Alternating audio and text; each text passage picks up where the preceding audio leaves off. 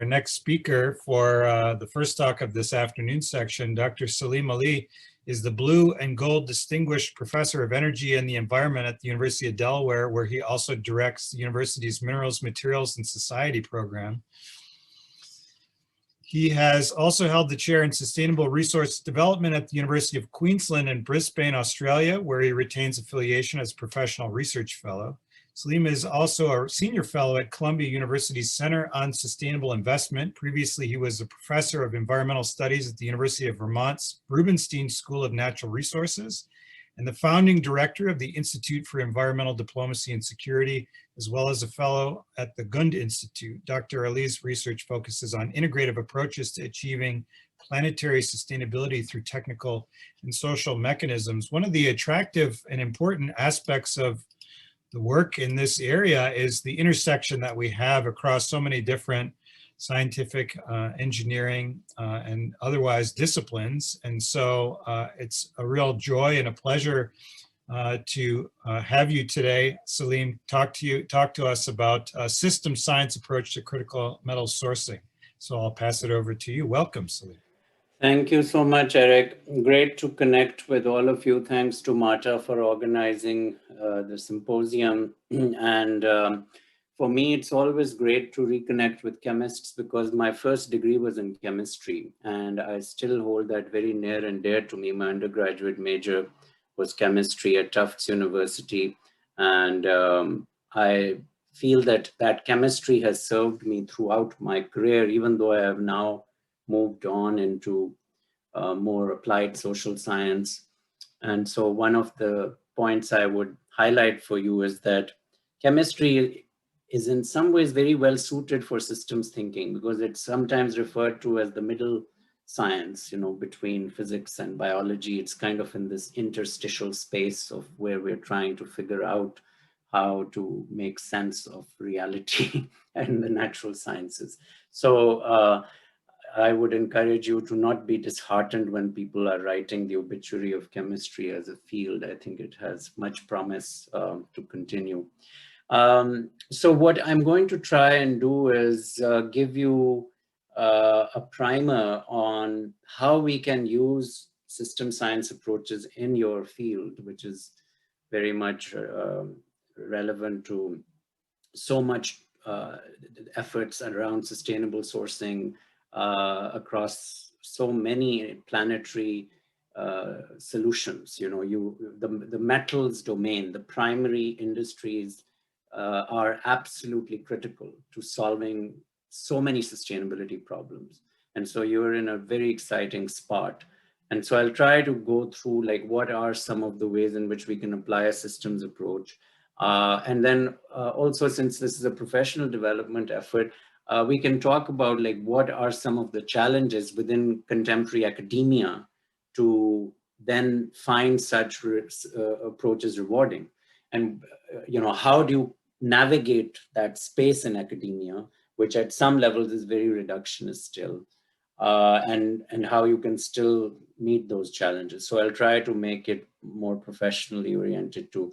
And especially since I work a lot at the international level with the United Nations, I'll try to bring in some of the issues that we come up with in that regard also, because the UN has its own challenges with applying some of these issues. And you'll be happy to hear that there is a lot of momentum now to set up an international panel on chemicals and waste, similar to the IPCC for climate change. There's momentum now. Very soon, you may be hearing this officially announced within the next year that there would be an international panel on chemicals and waste, where chemists like yourselves will hopefully be welcome to participate much more actively and deliberatively. Okay, so first of all, let's think about possible sources of metals overall. And we're looking at it from a planetary perspective, from a systems perspective. So you have terrestrial mining in regions where you have competing land uses. So I'm approaching this from a socio-ecological dimension, where you have humans interacting with ecological systems. So where there are competing land uses with other humans, that's one area, that's one typology of a metal source. So you might have, for example, agricultural land where you could have a geological deposit for metals. So that would be in the first category. The second category is where you have that terrestrial mining potentially compromised with potentially compromised biodiversity. So you may not have human uses, but you may compromise biodiversity. So mining in tropical rainforests where there are very few people living, in many cases they are completely uninhabited, but you may have competing land uses, or in polar regions. You'll keep in mind that Antarctica is essentially an uninhabited continent except for the NSF people who are ferried over there. It is a continent where there was a very deliberate decision made not to extract minerals, right? There is a global moratorium on Antarctic mining. And that was because of biodiversity concerns. It was largely, it had nothing to do with competing human uses. It had everything to do with concerns about biodiversity. Third is, coastal mining underwater, but within national waters. So I'm looking at it again with the eye of a chemist, seeing, where are we thinking about the different ecosystems and the different chemical ecologies that are there. So coastal mining, and I'm not just saying oceanic mining, I'm saying coastal mining, which is very distinct from deep sea mining, which we'll talk about. So coastal mining underwater, but within national waters. So this is an example of that would be diamond mining off the coast of Namibia, where there has been coastal mining for past several decades. And there are new proposals for that. From a governance perspective, it's also interesting because under international law, you have coastal waters, the continental shelf, which comes under national jurisdiction. And then you have another tier, which is called the exclusive economic zone, that is also charted out through international law, that these are areas around some of these small island states like Mauritius, which has a huge exclusive economic zone because of the topography of the marine environment around it. So there they have the right to extract different resources, including fishing as well as minerals and so on. So that's another dimension. And then you have oceanic mining in the deep sea in international waters. And that's what you're seeing a lot in the news. You may have been coming across articles, and there's a huge global activist movement against this currently, because under the United Nations Law of the Sea Convention, there is a provision to undertake such mining through a body called the International Seabed Authority. So there's a mechanism that's been around for over 2 decades, but there has been no mining in the deep sea. There's been mining in coastal areas, but there's been no mining in the deep sea. Now, some people may say there has been oil and gas extraction in the deep sea, but mostly that has been undertaken in very particular regions like the Gulf of Mexico, and when we were not doing it in the middle of the Atlantic or the Pacific, though off the coast of Brazil, especially in the Atlantic, there is now some very deep oil extraction going on as well.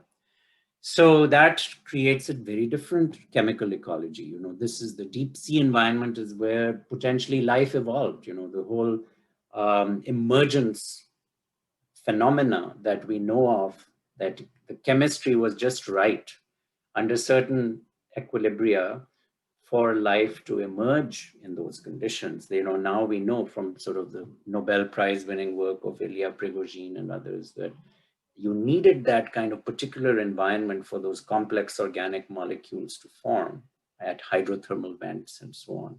That's what is believed, and that's where you had archaea and other than organisms developing.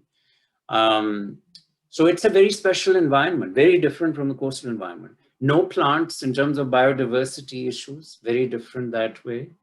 No light gets there, right?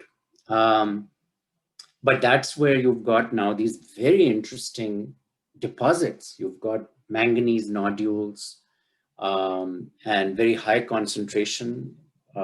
We don't even fully understand how these nodules emerge from a chemical perspective. There's various hypotheses that there was some microbial activity involved.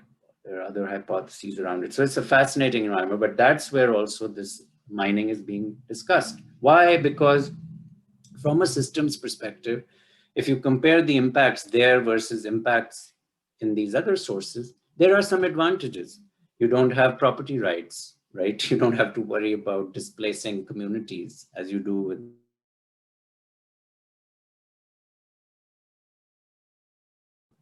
the first category.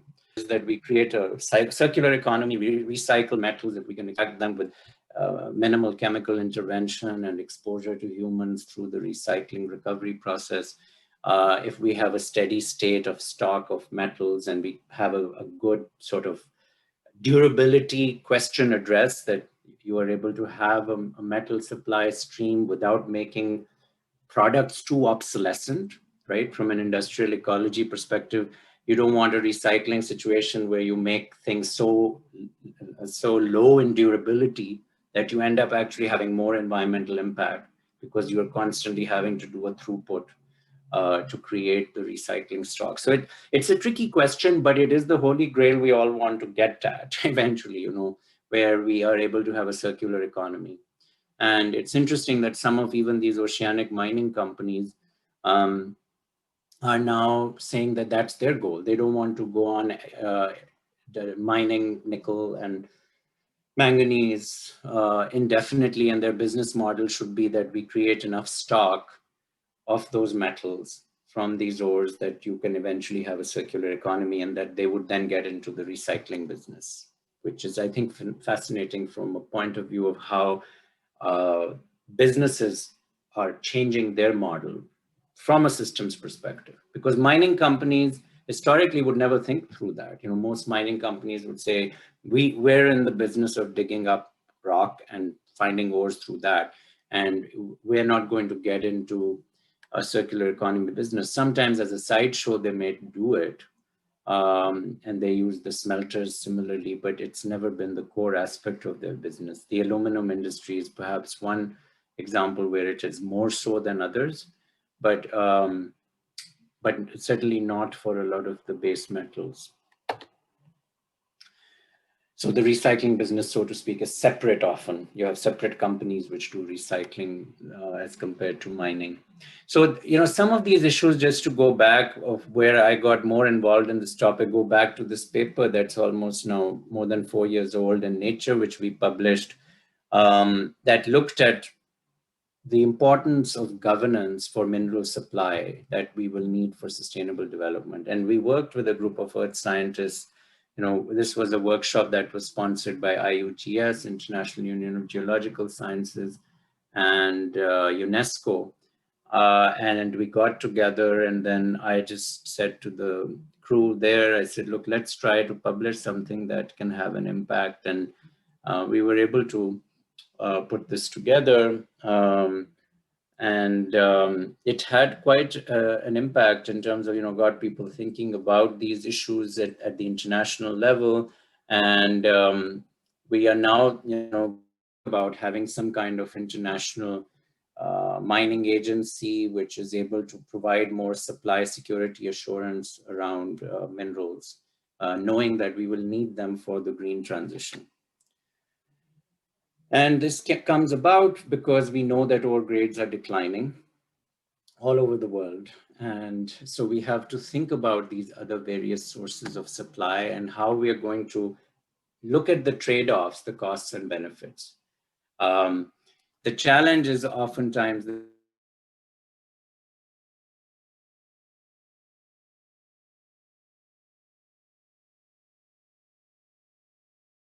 the scientists even, delays are happening with new terrestrial mining projects. Most of this is because of conflict.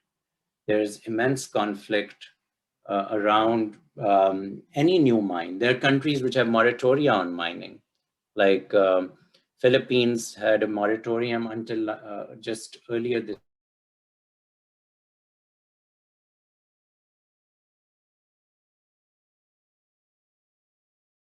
year. They had a moratorium on new mining projects. And so so you have a lot of conflicts. In the US, we have so much difficulty opening new mines. We saw that in Alaska with the Pebble project. So things are getting delayed over time with these projects. There's also a very strange phenomenon, and this is the diagram from the Nature article, that the market is not really responding to what is socially necessary. So you have exploration investment that's going into metals which are not socially important. It's going, the investors are going in there because there's a greater return on investment. But gold is not socially essential by any means. There's small amounts of gold needed in electronics, but most of the gold, 90%, is used for jewelry, right? So why is it that at one time in the 80s, more than almost 2/3 of the investment was going into gold in terms of private sector? Even now, you know, if this is 2015, but if the more recent data also suggests this is about the same. About 1/3 of all total global investment is in gold. And gold is, from a recycling perspective, actually the most eminently recyclable metal, right? We have enough stocks of gold. We should not be mining. If we were just simply thinking of it from a sustainability point of view, we should not be mining gold at all from an environmental sustainability point of view, because we have so much stock of gold. Bear Stearns, the old banking house, they did an analysis in the 1990s, which showed that you have now more gold above ground than all economically viable gold reserves in the Earth's crust.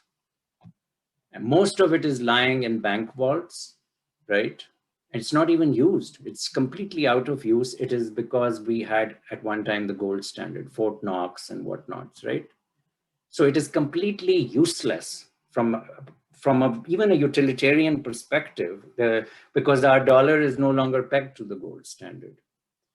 But all national banks still have gold vaults. So if you really wanted an analysis from the point of view of recycling, if we did even a controlled release of that gold into the market, we would have far more than we need for meeting jewelry demand, because it is so eminently recyclable. You know, it doesn't oxidize, as you well know. It's a great, it doesn't oxidize easily under most conditions, I should say. And so it's very easy to recycle. So, so this is the thing that we do not, it's a market failure. We cannot rely on just the market saying, oh, they shall come, you know, the incentive arise, because this is what we have.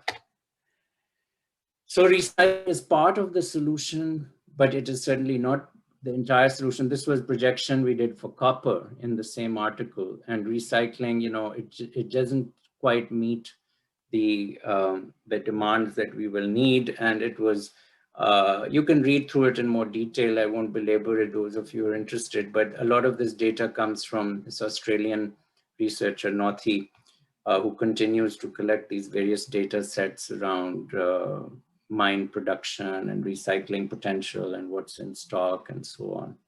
So, so we're in a situation where we need to, this is the systems thinking I'm telling you about. We have to be willing to consider all these things. So you've probably seen various projections of these kinds in your field. You know, there are far too many of them now. This one is from Bloomberg. I like it because actually the guy now who's running metals business for Bloomberg, the advisor, he was one of our former PhD graduates at University of Queensland, Kwasi Ampofo. And he does a really good job. They just issued a new report, Bloomberg NEF, which is sort of the strategic advisory arm of Bloomberg. And the demand is no doubt rising, regardless of what targets policymakers may try to set. You know, there is likely to be still a great demand for cobalt and nickel, and certainly copper, which often surprises a lot of people too. But all of these, so this is up there, and you can question it here and there a little bit, but there is no doubt about the rise. So where is this going to come from? So then we have to think about, okay, what are we were talking about the biodiversity concerns. This is a map from a paper we did some years ago for the Proceedings of the Royal Society around mining and biodiversity. And you can see again, so much of the mining is in high biodiversity areas. Just this morning, someone sent me a message that there's a new paper in Global Environmental Change, which looks at it from a threat perspective, like how much biodiversity is directly threatened by mining on land. This is land-based analysis, and it's very high. So this is the conundrum. You have this challenge where do we get it from? We have the human land use competition ecologically. There's also this issue around environmental justice, where a lot of times where the mining is where there are remote indigenous communities. They may be sparsely populated, but they do not have much of a say. We saw this with uranium mining, remember, during the World War II era, where basically the US government policy, and it was actually stated in some government documents that some of those areas in the Midwest and, well, I should say more in the Southwest, would become national sacrifice areas in terms of the pollution from the uranium mining, particularly on the Navajo reservation, where I did my PhD research many years ago on mining and indigenous conflicts about more than 20 years ago. It's a fascinating area, but you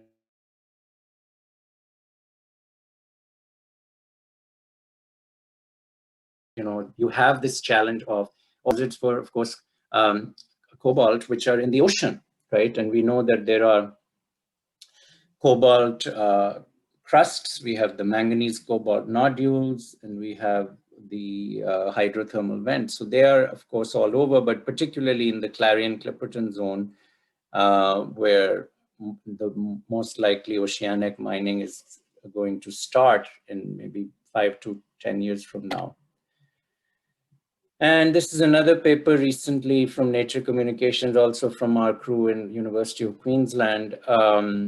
And it was looking at the criticality aspect also, some of the critical metals. So I won't go through this in too much detail, but similar conclusion as what I've been talking about before. And it's a Saunter et al. If you want to find this paper as well. So oceanic reserves, are they the answer? Now, if you, as a system scientist, you're looking at the full planetary system and you've got all these challenges and you say, okay, then let's look at the oceans more so. So this is an example of a tropic seamount. The British Geological Survey, they found what they think is the world's largest tellurium reserve off the Canary Islands.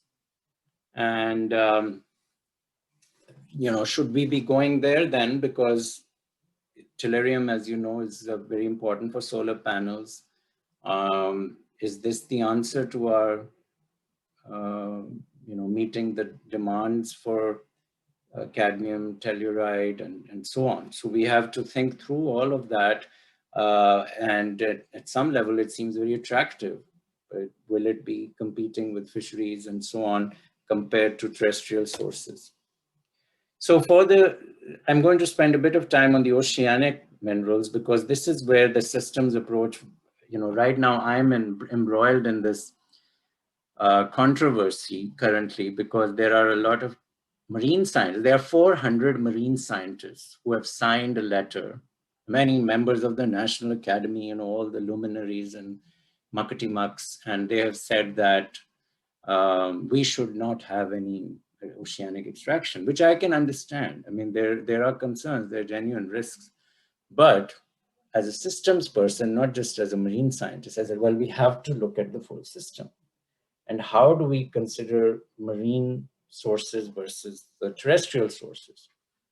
So the ore of the nodules, this is what is in there. You probably are familiar with that. I don't know how much of your team is working on these kinds of nodules and their chemistry, but this is some more detailed work from a paper in Nature Review Earth and Environment from last year, which looked at, it's comparing the CCZ nodules and the terrestrial sources and where it could be used. Bottom line is they are very high concentration compared to terrestrial resources. So if you think about the energy density needed for extraction, all these waste issues, much less waste because you don't have the same tailings problems. You don't have to have tailings dams and so on for many terrestrial mineral resources, which we know is a big risk issue with regard to some of these recent accidents. In Brazil, we had almost 200 people killed in the last 5 years from tailings dams accidents and so. So this is where the org nodules come in. Now, our venerable marine scientists, whom they're invoking the precautionary principle, whom I have great respect for. It's not to diminish their caliber, but the precautionary principle, it's not a scientific principle, and it's not a systems science principle by any means. It's a useful, a kind of guiding light from a philosophical perspective, perhaps. But how do you operationalize it? Precautionary principle is basically better to be safer than sorry. Like, okay, so I mean, if you go down that route, too far, you could end up with, anti-vaxxers and whatnots, right? Because you can use the argument down that route all the way and saying, we just don't want to take a chance. So you have to unpack it. I think it's useful in some way, but the devil is in the detail. We have to unpack it. So it's a risk-based decision-making tool and not a science principle. So many times it can in fact impede science, as I mentioned, with reference to vaccination or new kinds of technologies or animal testing or so many other things.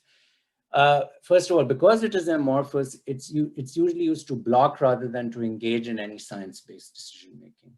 So what has happened is there is a body called IUCN, International Union for Conservation of Nature, and they have prepared a very detailed primer on how this can be conceptually applied. And they've laid out like what would be the series of measures you would do for doing a cost-benefit analysis around unpacking the precautionary principle. So it's good that someone has thought about it, because the precautionary principle has made its way into international documents. There's a document at the UN called Agenda 21. This was the agenda for the 21st century, which was set forth during the Rio summit in 1992, which was before many of you were born probably.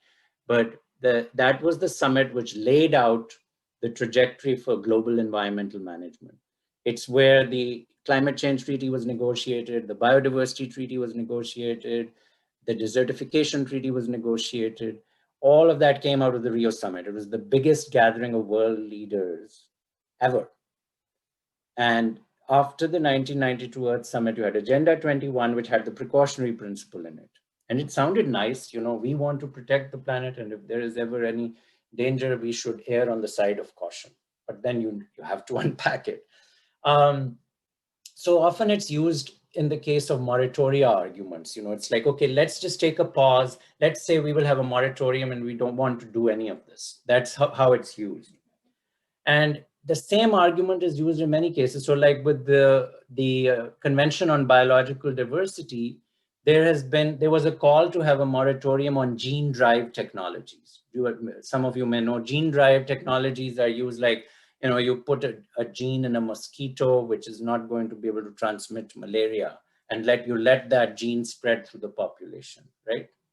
And so the activists were calling for a moratorium on those technologies under this convention.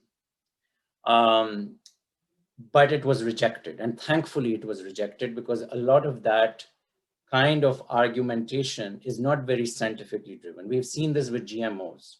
GMOs, we may have our own concerns about some ways in which GMO technology has impacted farmers in India and all. I'm very sympathetic to that. But from a scientific perspective in terms of health issues, we now have established science over 3 decades at least to show that this is not a serious health issue or to be using GMOs, right?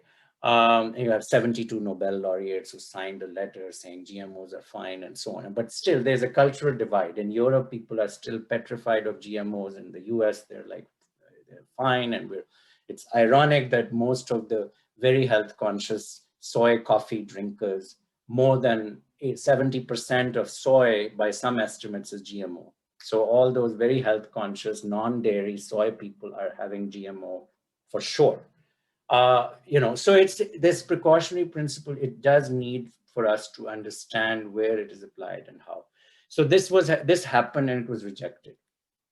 I personally feel it has a place. Like, I'll give you an example. Recently, I was embroiled in another very interesting controversy, which was on a moratorium on solar geoengineering. Okay. So the National Academy of Sciences has just published a study saying, oh, solar geoengineering, we should give it a chance. Okay. We should give it a chance and let's do some investment and research on it. What is solar geoengineering? There are different kinds of solar geoengineering, but the one that is being proposed especially is an atmospheric chemistry intervention, right? David Keith at Harvard and others, famous scientists all over. And they're injecting certain chemicals into the upper atmosphere. And they were supposed to carry out a test in Sweden recently, which the Swedish government canceled because there was a lot of opposition from indigenous groups. Now, in the case of solar geoengineering, if you apply the precautionary principle in my way, using the same approach that IUCN suggested, it actually suggests that we should not invest in solar geoengineering. So I have actually joined the call for a moratorium on solar geoengineering, but not a moratorium on deep sea mining. Because I feel we need that systems approach to make that decision. In the case of solar geoengineering, there is a much bigger moral hazard problem. There is a much bigger moral hazard problem is when basically you invest in a technology which distracts you from finding a solution elsewhere, when another solution is much more practical and the precautionary principle being applied to that solution works much better than in this solution, right? So what does the solar geoengineering do? It potentially says it's fine to go on burning fossil fuels if you take it to that level, because you could potentially go down that route. So it becomes a moral hazard problem for that. Plus, the concerns about that level of intervention merit for us to then do that trade-off as well. So the people who were involved in the National Academy's report too, I mean, they were kind of cautious. They didn't say, oh, let's just go gung-ho over it. But I felt as though they were also, it was kind of like, oh, let's just throw money at it a little bit here and there and let's move forward. But they didn't really analyze it from this perspective, right? So that's why recently we wrote a letter in Nature, because Nature published an editorial after that. And they said, oh yeah, let's give it a chance, you know. So, and there were several of us who said, but wait a minute, you know, let's do the structured analysis based on this and see what it compared to the others. Because what the National Academy people did was it was still a reductionist analysis. It was just looking at, okay, does the atmospheric chemistry have potential to work? Yes, it has potential to work. I don't question that. But a systems perspective would suggest, what does this do with all those other things which we were going to be worried about? So from the solar geoengineering side, I am much more likely to apply it. From deep sea mining, I would not apply it for the same reasons I gave you earlier, right? So just to give you some further context on biodiversity, this is the one area in the case of deep sea mining, I remain concerned. So let's say with deep sea mining, there are three areas I would consider from a systems perspective if I compare deep sea mining with terrestrial mining. One would be well, four areas, actually four. The fourth one is a social area, but the three technical natural science areas are biodiversity, waste generation, carbon impact, those three, right? Carbon impact, we published a paper in Journal of Cleaner Production recently, which compared the carbon comparison. I'll show you, I think I have a reference to it later in a slide, that the carbon impact is much less for oceanic mining than terrestrial mining, because you do not have to do exploration and digging up. I mean, this is essentially, the ore is right there and you pick it up and you take it and you process it, right? So the carbon footprint goes way down. The second, the waste, I told you the difference with the tailings. The third is biodiversity. This is where I'm concerned the most with deep sea mining, because the precautionary principle in the case of biodiversity does give me some pause. But that's where you have to think about those three types of sources, you know, the hydrothermal vents, the cobalt crusts, and the polymetallic nodules. I would not want to mine hydrothermal vents, definitely too much concern, because that's where some of those most unique organisms, which were at the origin of life, as I was saying, are most likely to be there. And if we want to have that biota preserved and studied and understood, we should not be disturbing it. Even the ones which are dormant or extinct hydrothermal vents, I would be very cautious about those. Seamounts is the second one. The concern there is competition with fisheries, because these seamounts are closer to the surface, and so you have more fish, and some disruption may well happen with the deep sea mining around those crusts. Not necessarily a game changer in terms of complete extinction, but it could create problems.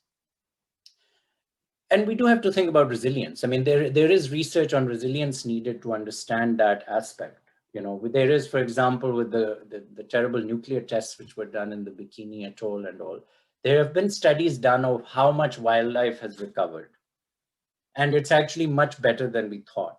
There's still radiation, but the wildlife recovery is actually much better than we thought. And there's just recently, there was a National Geographic special on it. And one of my colleagues in marine science, Art Trambanis at University of Delaware, was featured in that, and he's done all these surveys.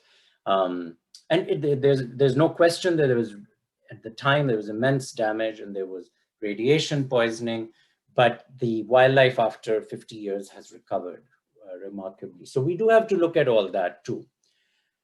And then, so the third one is these polymetallic nodules in the CCZ or CCZ. And we have to think through what is plausible there. And so that's where the focus needs to be currently with regard to more research moving forward.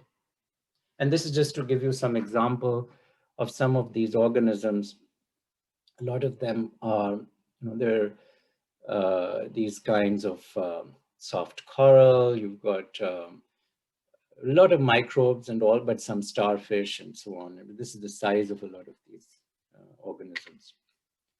And so if we just look at cobalt, which is the metal that's been of most concern to the Biden administration currently, but mostly because of the Congo, because of the DRC having such a large share. And a lot of the human rights activists have been saying that we need to be concerned about the DRC and Congo. But I mean, that's also a bit tricky, because you don't want to take away livelihoods completely from Congo. You want to find a way to improve the situation so that natural resource rents go back to the community rather than completely making it no mining zone. And that's where the deep sea conversation also comes in. But what's interesting there is, under the International Seabed Authority and the way in which the convention was crafted, countries which would have had metal mining would get some compensation for not having the metals extracted from there. So actually within the ISA, there is a provision to help Congo potentially with reference to losing out due to cobalt being mined from the deep sea, which of course would not be the case with other mineral sources. So if you get your cobalt from Australia, Australia is not going to send a check to Congo saying, sorry, you can't mine it. So I mean, this is interesting too, that it's actually built into the international governance system.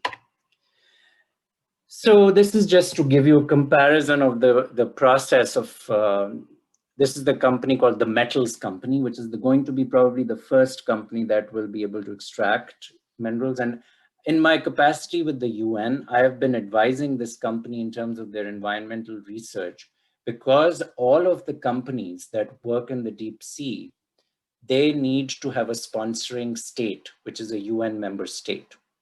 So there are 3 small island states which have asked for this.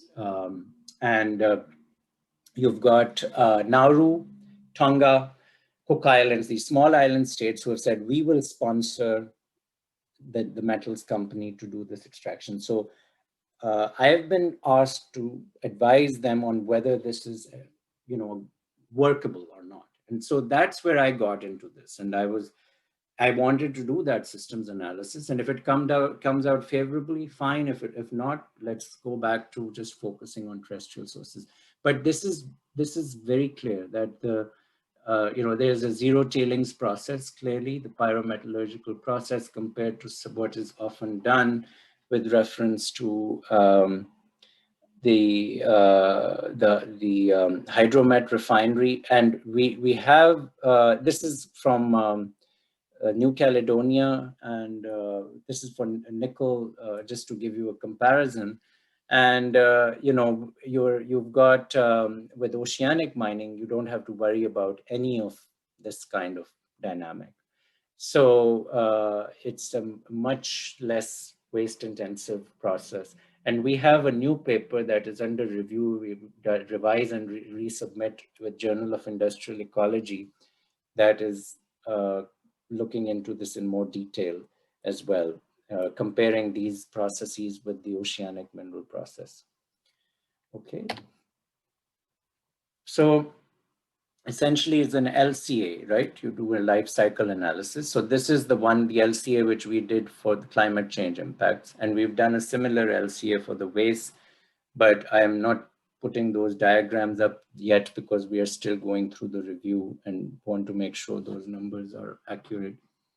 But this one has been published last year. And so we did a classic LCA with the usual databases which are used for this kind of work. And it came out quite favorably with reference to the nodules. So now the governance side of the story. This is the International Seabed Authority in their meeting room in Jamaica. This is just to give you a history of where it came from. So where we are at now is, because of COVID, there's been a delay, but there is a provision within the International Seabed Authority which says that a country can require that there's a deadline of 2 years under which regulations have to be formulated for deep sea mining to begin. And Nauru, one of those small island countries, just made that declaration because there was so much activism against. You had David Attenborough and all these great luminary environmentalists, Sylvia Earle, all Prince William. They're all like, do not mine the deep sea. This is Armageddon. And it was really like, you'd be surprised if you go online and Google deep sea mining. It was really made. It was very similar to how you had anti-nuclear activism in the 1970s, and we know what that did in terms of basically making the industry uneconomical. And now many of the same environmentalists are coming back and saying, well, that was probably a mistake because we ended up with a worse situation with reference to climate change. And of course, the media has played a very negative role on the nuclear side, misrepresenting. And same is happening here. But with nuclear, especially Fukushima was a classic case. We had Angela Merkel, who was here last week to get an honorary degree from Johns Hopkins. And I'm a great admirer of hers, but just on a slight tangent, I might say one big mistake which the Germans made was that after Fukushima, they were on a path for decarbonization to have safe next generation nuclear power plants to deal with the climate problems and have very high energy density dealing with all that. Because of Fukushima and the media coverage, which was really dishonest, to be honest, they completely changed course. So they said no more nuclear, and they're going to buy gas from Russia until they can have renewable energy. And the reason why I say it was dishonest is because if you look at the Fukushima data, not a single person was killed because of radiation exposure. All of the deaths were caused by the tsunami itself. And 10 years after now, it's the most studied site. There is no cancer cluster. All the precautions that were taken worked. And so you had this complete distortion of risk. Of what Roger Kasperson has said, the National Academy member, who's one of the great geographers who studied risk. He calls it the social amplification of risk. And lo and behold, that's what you have. So the same is happening now with deep sea mining. You have all of the great well-intentioned Attenboroughs of the world and the princes and princesses and all. And they're saying, thou shalt not do this. And people are like, okay, yeah. And there's a bullying campaign. It's like you talk about, anytime I give a talk, I will get, people will say, oh, someone sent a message that you are advisor to a mining company, and so you should be, we should not listen to you. So I have had to actually, I have a prepared thing I write, look, I do not take money from the mining company. I'm doing this in my role as an advisor to the UN. This is a science-based process. Then I have to send it. Thankfully, I've had very good relations with activists in the past because I have worked with indigenous people. So there are many people who will come to my defense then and say, okay, no, don't mess around with Saleem. But otherwise, there are a lot of scientists who get intimidated. They're like, oh, we just want to deal with it. So journalists call them, okay, sorry, we won't talk. This is a problem. Again, systems thinking is not easy in those ways. But I think if you've got the knowledge base and you are persistent and you have tenure, then I think you're safe. Okay. So this is the situation with these islands, the small islands. That's one of the reasons why I'm concerned and very involved and invested in it. From a social perspective, these countries are being impacted by climate change. To have them have an alternate source of income is important also. So again, the social system has to be brought in. Why would one want to? Why? Because what else do they have? They have tourism. Tourism has not, COVID has told us that tourism is not going to work for it. Fisheries, if those deep sea ecologists are worried about impact of mining, ask any of the researchers in terms of what is the biggest threat to biodiversity currently? Overfishing, beyond doubt. So just think through it first before one goes forward. So those are the kinds of things then that have motivated me to get more involved in these issues. And then, of course, this, ultimately my goal as a system scientist will always be the circular economy trajectory. And we have to think about it from the point of view of having this process, whether we use blockchain or not. Blockchain sometimes is just a bit gimmicky, but still, at least it's a way by which you can track the metals. And ultimately, that's what we want. And that's what we should be aspiring for moving forward. We also want to think about the sustainable development goals. That's another way of systems thinking, because you have 17 goals, which the UN has set forward for 2030. And they're all over the place. These are some of the goals which connect with particularly seafloor minerals in this case, right? So this is Sam Smith, who has worked, she's a marine scientist in Toronto who works now a lot on consulting around extractive industries. And this is one of the ways in which she's laid it out, that each of those interfaces needs to be considered for those goals and what can be the contribution. And if it doesn't work out, if it's negative, we put it in there as well, right? So with cities, there is a goal for cities, reducing land use conflicts, metals for use in basic services, for infrastructure of cities, adaptation, that all comes through as well. So finally, that was, sorry, the repeat of another slide, which you already saw. This is a diagram from another, so this is sort of, for me, just sort of landing the argument from a systems perspective is risk management systems. We are dealing with social conflicts, and conflict translates social risk into business risk. So this was a paper we published in Proceedings of the National Academies in 2014. And it's something that still resonates with a lot of people because it seems very simple, but it's basically the ecological system and the risk management system, right? So you have to think through each of these nodes, A, B, C, D, and in the paper we describe these various nodes. So you have government regulation, behavioral regulation, and culture. And you have this mechanism whereby you have all these feedback loops.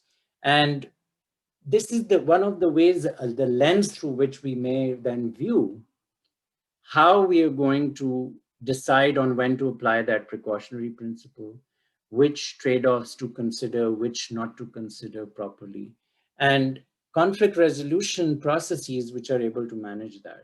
Because ultimately it does become a much more personal issue for people. We call it the NIMBY syndrome, right? Not in my backyard. And it's a very real phenomenon. We see this time and again. I was in Alaska for some field work a couple of months ago, small town called Haines, Alaska, where there's a big mining project proposed nearby. And one of the people, they said to me, you know, one of the arguments that we use is that if we do not mine metals here, the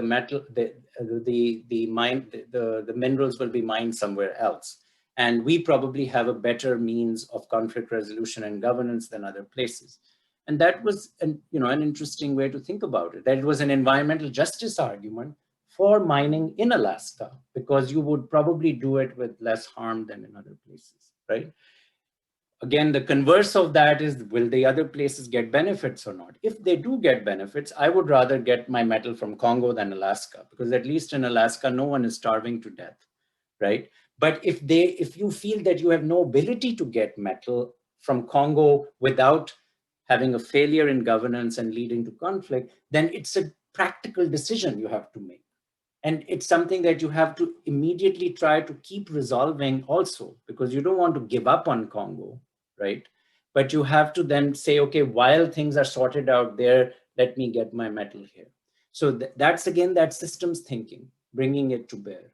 You know, you have to multitask. That's the joy of systems thinking, is multitasking. At the operational level, and this is just wrapping up now, with the model of how we get the business community and government to work together. This was another paper we did in Energy Research and Social Science, where we looked at, this is with colleagues at the Columbia Center on Sustainable Investment, where we looked at the supply-demand dynamics and what we call the smart mineral enterprise development model. So you have research labs, green technology firms, which are developing these new tech for like solar panels and all. They have to tell you what kind of critical metals they will need, right? So you need some communication from them. And then you have the supply side, which is and we've got private sector, government, and PPP is public-private partnership is the black one. And then you figure out a way to start communicating between them. In the US at one time, we had the Bureau of Mines, which kind of played this role, but we don't have that. We have in Japan, JOGMEC. In Korea, we have KIGAM. These are organizations which essentially play this kind of role. But what we need is this kind of smart model. By smart, I mean just like a smart grid, right? Where you have quick feedback loops so that you can have efficiency in the system. Right now, we have inefficiency in the system because the demand side doesn't communicate effectively with the supply side. And there's a 10 to 15 year lag between starting a new mine and actually getting metals.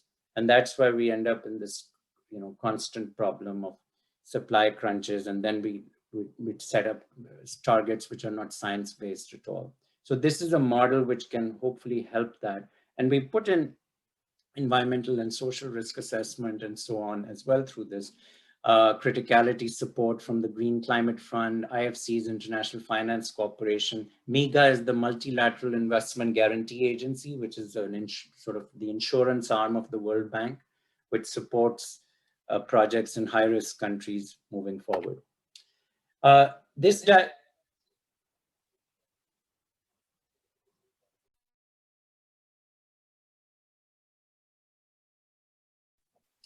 think you're muted. Yeah. Okay. Oops, sorry. So this is the science policy interface. This is from another diagram we did for a book on Africa. And another way to look at it, if we zoom out from the SMED model, is we are looking at the science policy interface. So the role of scientists like you is down here, and you have the policymakers up here. And these are the areas of the interface. You have ecological impact data, geoscience data, and socioeconomic data. And how this interaction occurs is going to be absolutely key. And some of the new areas where this is important is like phytomining, where you're using plants to extract metals. That can create win-win options for ecological restoration. Again, another systems approach to bringing in ecologists to think through it. And then you have the policy side where you've got transparency, accountability mechanisms, like we had, Thea Riofrancos from the joint symposium we held last semester. This kind of work is where she is involved in, and my colleague Julie Klinger at University of Delaware. And here we have to think about livelihoods. So the gold, coming back to gold just briefly, even though I was dissing gold for being, not worth mining from the large scale, there is a reason to mine gold from a more humane perspective, which is that there are 20 million artisanal miners who rely on livelihoods from gold mining. So even though ecologically it is a bad idea, we don't really need it. We don't even need to mine it because we have all these reserves. From a livelihood perspective, until we can figure out what to do with these 20 million miners with their livelihoods, which is no easy feat, we should allow it and make it cleaner. So this is the part where you have what we call necessary inefficiencies. Unfortunately, the world sometimes needs that. We live in a suboptimal world. We will, from an environmental perspective, we will never be able to get optimality. And that has been one of the challenges of environmentalism, because environmentalism is a utopian ideology. It sees a world that we want it to be, but we live in a suboptimal world. So that's why it's very frustrating for many very well-intentioned, noble environmentalists, because they are trying to get optimality in a suboptimal world. And that suboptimality is exacerbated if you are living in a pluralistic democratic system, which is because you cannot please everyone. And you do not want to make authoritarian decisions. So it becomes even more inefficient, right? But it has virtue because you are giving respect to the individual decision-making process. And this is something the great Nobel laureate in economics, Amartya Sen, told us about. He wrote a paper called The Impossibility of a Paretian Liberal. Right? He basically said that Pareto optimality is impossible to reach in a liberal society. If we want a liberal society, which many of us, I would imagine, do, you will never have an optimal outcome. Kenneth Arrow stated in a different way called the voter's paradox, with, in voting system. So this is the challenge we have. And so we have to, once we recognize it, then we can deal with it rather than getting freaked out by it. All right, so I will end there and we can open it up to questions. If needed, this is from the diagram that we put in that new industrial ecology paper. I'll just leave it up there for discussion if needed, but let me stop there. Okay, thank you, Saleem, for a really interesting presentation. I always learn so much when I hear you talk about these issues, so I'm really grateful for your talk here in our symposium today.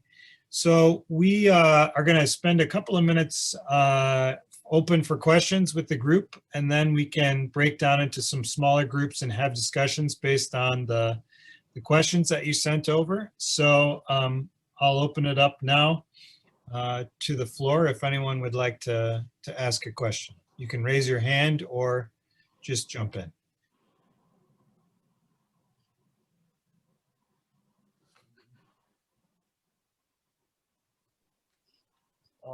I want to quickly jump in. Yeah, go ahead. Yes, please go ahead. Right.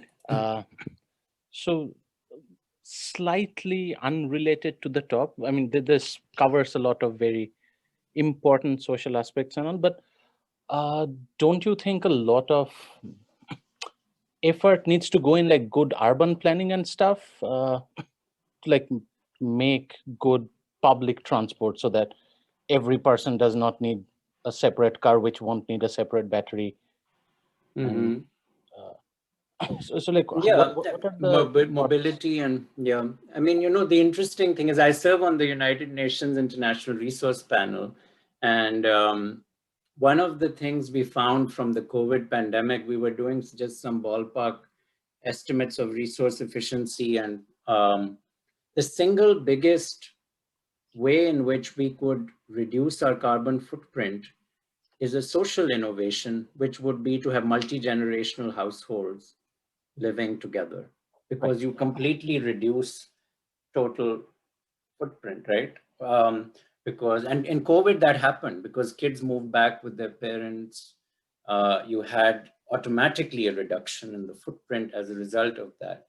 And that's a design problem, an urban design problem. And my PhD actually, it's in environmental planning, but it's from a Department of Urban Studies and Planning at MIT. So I was very much, urban planning is very near and dear to me. But that shows you that absolutely there is a design challenge, that in the US, we do not have homes that are designed. How many houses can you find with a bedroom on the ground floor? So old grandma wants to move back into your house. You have to put like weird contraptions on stairs to get her up and down. They're just not designed that way. It's crazy, right? So yes, that is part of the challenge. Design is very much part of it.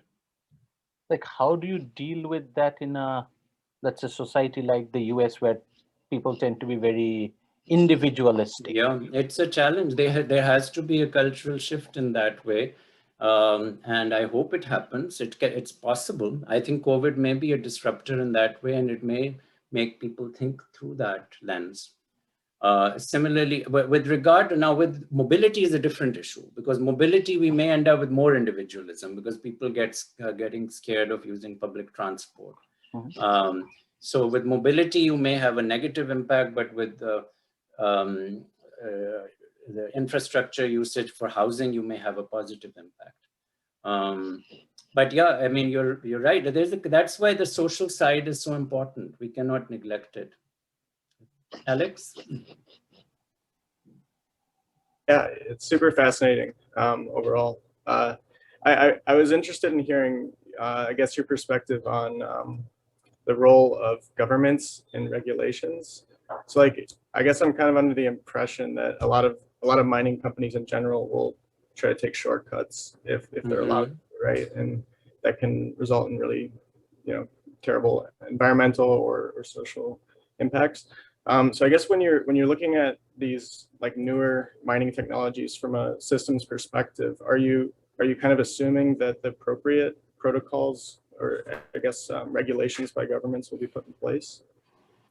Yeah, I mean, we are trying to have global standards on mineral extraction regulation. That's one of the reasons the Seabed Authority is a very interesting case, because it's the only example of global regulation, the same standard across the board, right? Whereas with terrestrial mining, each country has its own regulations. We have voluntary certification systems where you might get some companies say, we want this gold star, like you have USDA organic, you've got IRMA certified, you've got this, fair trade gold, you've got those mechanisms, but those are voluntary. But in terms of international governance, we don't yet have anything like that. We don't have a global treaty on regulations of environmental impacts of minerals. It's something that has been proposed. There's been called with the tailings issue. There's a global tailings review that was done, and they want to set up a global tailings standard on the safety of tailings dams, which would apply to all of them. But it hasn't been done at the broadest scale, looking at all the range of issues. Sam? Hi. Yeah, I was really interested in what you said about the Fukushima issue. And I'm, I think when this happened, I was a lot younger, so I really didn't, I don't know a whole lot, but I did have the impression that much of the disaster was because of the radiation released. And so when you said it wasn't, that,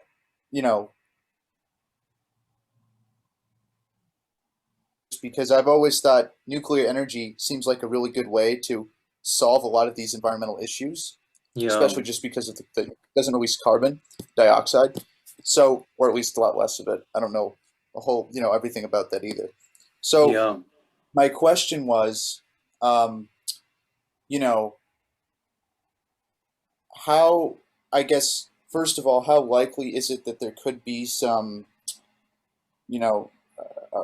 shift toward, in a more positive direction towards nuclear energy? And then the other question is, what impact would that have on our needs for minerals and mineral extraction if we went in a more nuclear direction? So I mean, for baseload power, nuclear remains one of the most stable, important sources. And it's ironic that, the America's latest nuclear power plant, which has opened in Tennessee, just opened like 2 years ago, the biggest customer is a solar panel company because they wanted very secure power supply because of the sensitivity of the equipment that they need it for. And nuclear, the case for nuclear for baseload is very strong. There is a new generation of reactors which is being developed. The Nuclear Regulatory Commission has just accepted an application for a new generation of reactors. There's a new company that has just started to develop those reactors. So I think there is now a renaissance in nuclear that is there.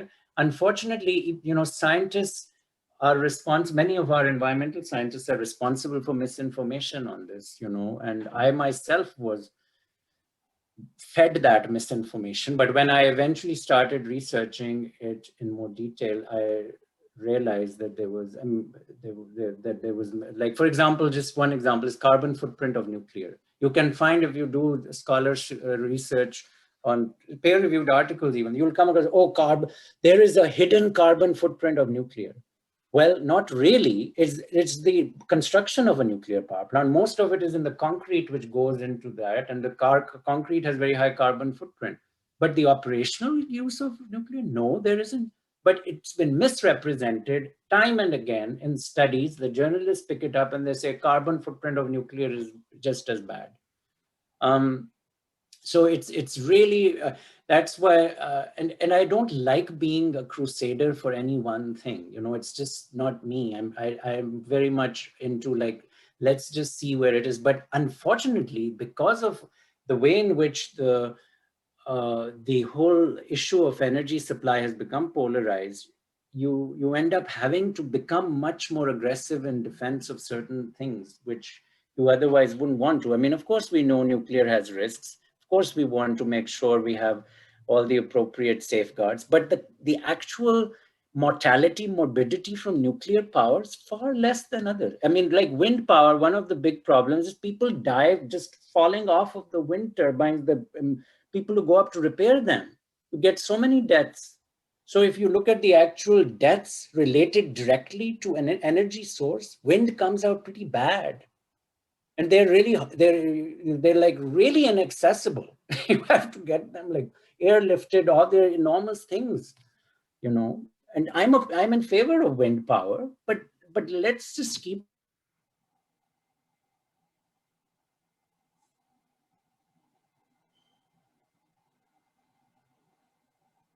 things in perspective.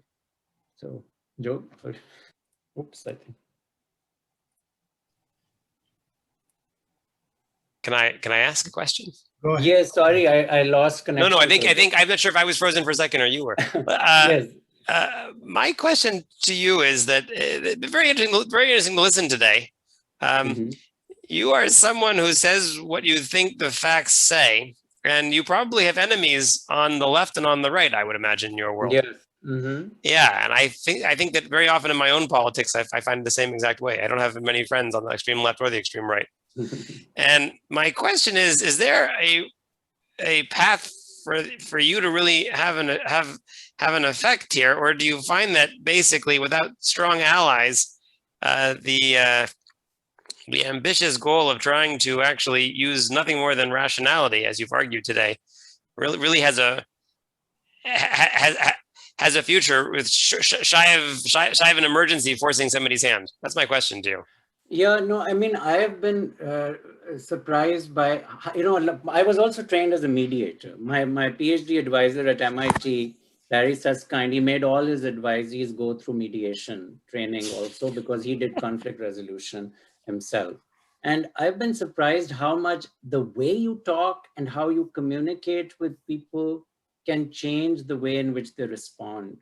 And I've had, even though I would, so when you said you have enemies, I don't have enemies, but I do have people who get quite strident and in opposing some of the things I say. But the reason why I probably don't have enemies is because I'm able to communicate to them in a way which is less offensive, less jarring.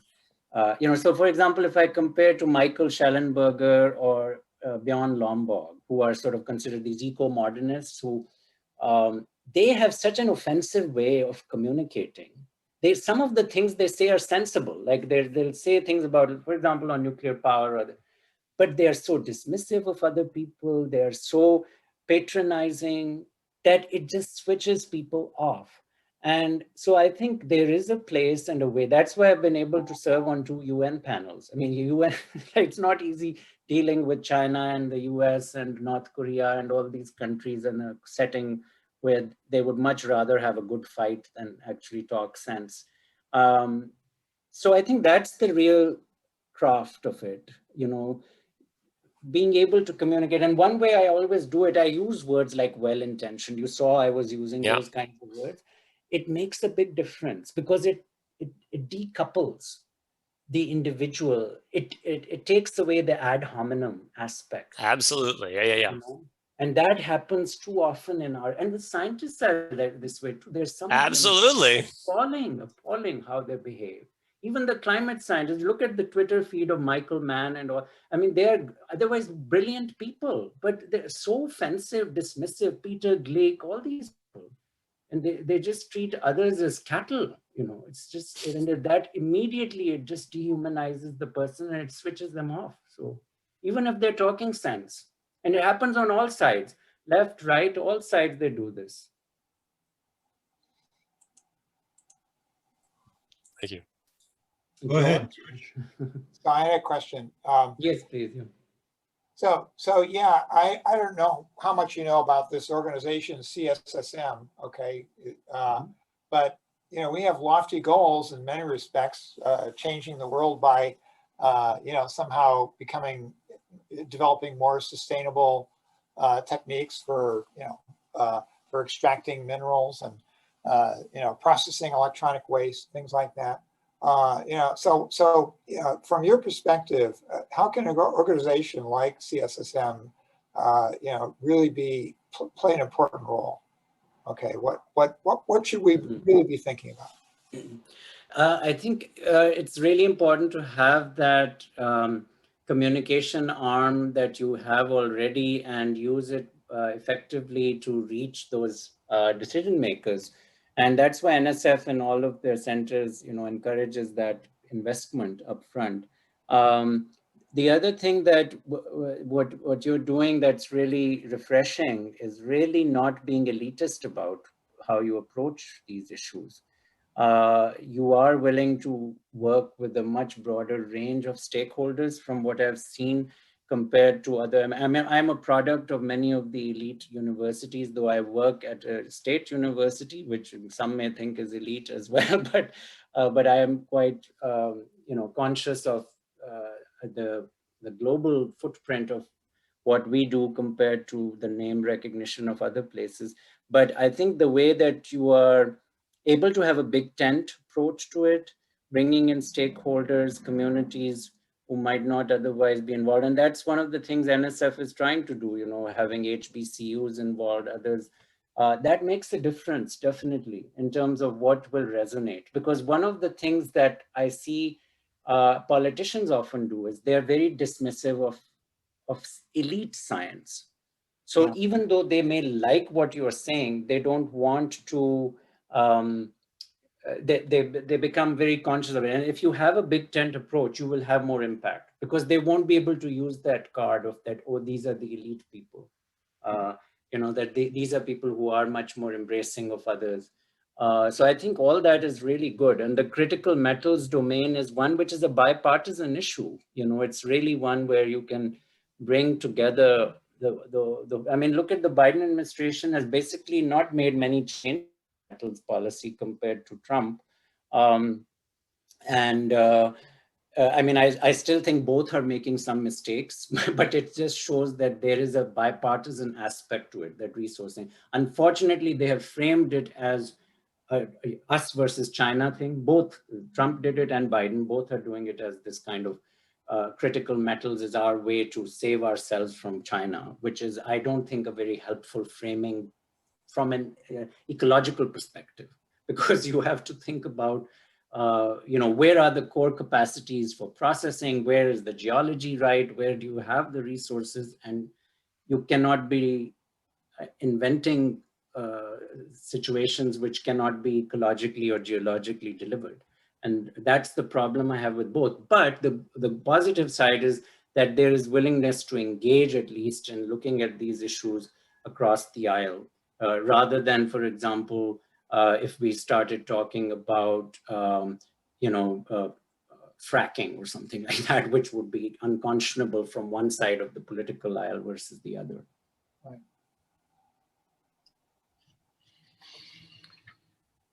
Well, Saleem, I feel elevated somehow listening to your remarks today. I feel enlightened, certainly, and I'm just so grateful for your contribution to our symposium. So thank you very much for a wonderful presentation. We're all very grateful.